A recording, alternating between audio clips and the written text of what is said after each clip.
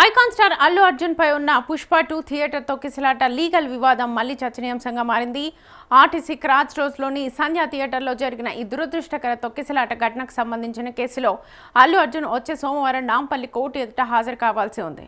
ఈ మేరకు సమన్లు జారీ అయ్యాయి. ఈ ఉదంతంలో పోలీసులు దాఖలు చేసిన ఛార్జ్షీట్లో అల్లు అర్జున్ను 11వ నిందితుడిగా చేర్చడంతో ఈ కోర్టు విచారణ ప్రాధాన్యత సంతరించుకుంది.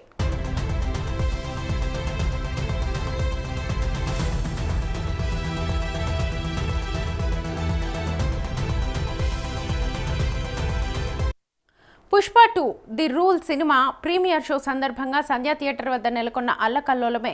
ఆ రాత్రి అల్లు అర్జున్ను చూసేందుకు భారీ ఎత్తున అభిమానులు ప్రేక్షకులకు ఎగబడ్డంతో తీవ్ర తొక్కిసలాట జరిగి రేవతి అనే మహిళ ప్రాణాలు కోల్పోగా ఆమె మైనర్ కుమారుడు శ్రీతేజ్ తీవ్ర అస్వస్థతకు గురై సుదీర్ఘకాలం ఆసుపత్రిలో చికిత్స పొందాల్సి వచ్చింది.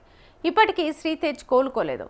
ఈ ఘటనపై దర్యాప్తు చేపట్టిన చిక్కడపల్లి పోలీసులు ప్రాథమికంగా అనుమతులు లేవని హెచ్చరించినప్పటికీ శాంతి భద్రతల సమస్యలకు లెక్క చేయకుండా థియేటర్కు రావడం, ఓపెన్ టాప్ జీబ్లో అభిమానులకు అభివాదం చేయడం ద్వారా రద్దీ పెరిగేలా చేశారంటూ అల్లు అర్జున్తో పాటు థియేటర్ యాజమాన్యం, బౌన్సర్లు సహా మొత్తం 23 మంది మీద ఛార్జ్షీట్ను దాఖలు చేశారు.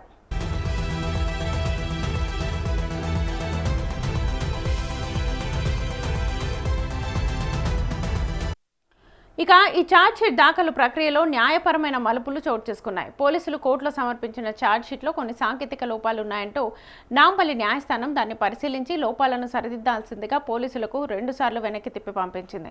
గతంలో ఈ కేసులో అల్లు అర్జున్ను పోలీసులు అరెస్ట్ చేయగా నాంపల్లి కోర్టు 14 రోజుల రిమాండ్ విధించింది. అయితే ఒక్క రాత్రి మాత్రమే జైల్లో ఉండి ఆ తర్వాత హైకోర్టును ఆశ్రయించి ఆయన బెయిల్ పొందారు. ఇటీవల నాంపల్లి కోర్టు అల్లు అర్జున్ బెయిల్ నిబంధనలు సడలిస్తూ ప్రతి ఆదివారం పోలీస్ స్టేషన్కు హాజరు కావాలనే నిబంధన నుంచి మినహాయింపునిస్తూ ఉపశమనం కూడా ఇచ్చింది.